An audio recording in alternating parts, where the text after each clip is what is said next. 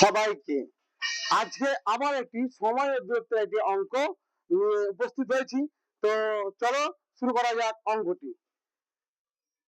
এই যে কোন স্থান থেকে দুটি বাস যথাক্রমে 45 কিমি পার ঘন্টা ও 40 কিমি পার ঘন্টা বেগে একই দিকে যাত্রা করে, 45 মিনিট পর তাদের মধ্যে দূরত্ব কত হবে?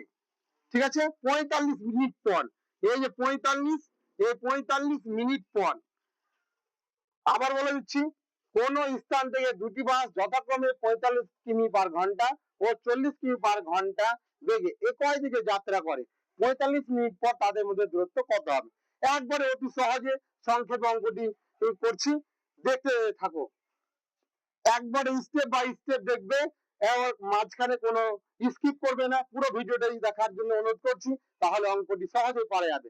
এই যে যেহেতু এরা দুটি বাস একই দিকে যাচ্ছে, একই দিকে গেলে কি করতে হয়? ওদের দুটো বেগের অন্তরফল বা বিয়োগ করতে হয়। তাহলে আগে আপেক্ষিক বাস দুটির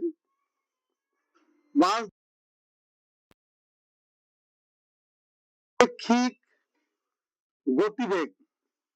গতিবেগ কত হবে? এই যে 45 মাইনাস হচ্ছে 40 কিমি, কি আছে পার ঘন্টা, বিয়োগ করলে কত হবে? 5 কিমি পার ঘন্টা। এটা যদি আমরা মিটারে করি তাহলে 1000 দিয়ে গুণ, মানে 5000 মিটার পার মিনিট পার ঘন্টা তাহলে 1 ঘন্টা সমান, আমরা 1 ঘন্টা সমান কি জানি? 1 ঘন্টা সমান জানি 60 মিনিট। তাহলে এদের মধ্যে দূরত্ব কত হবে করে নিচ্ছি। তাহলে বাস দুটির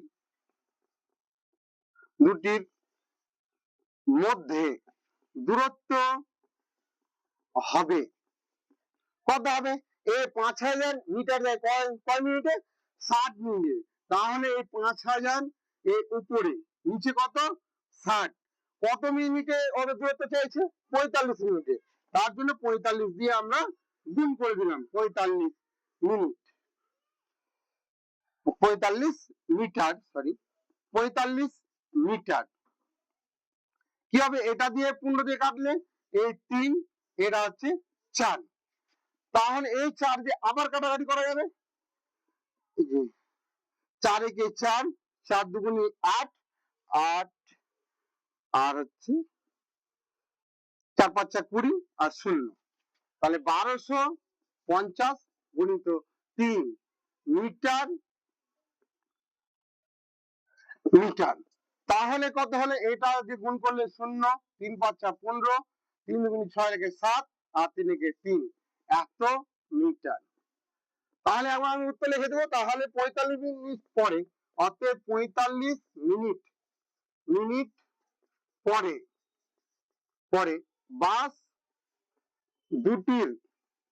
দুটির মধ্যে দূরত্ব হবে 3750 মিটার। আমার অ্যান্সার এখানে হলো। এই যে সহজে সংক্ষেপে স্টেপ বাই স্টেপ করলাম, সহজেই আপনারা বুঝতে পারবেন। তো আমার এখানে অঙ্ক শেষ। তো আমার এই ভিডিওগুলি ভালো লাগলে একটু কমেন্ট করে জানাবেন।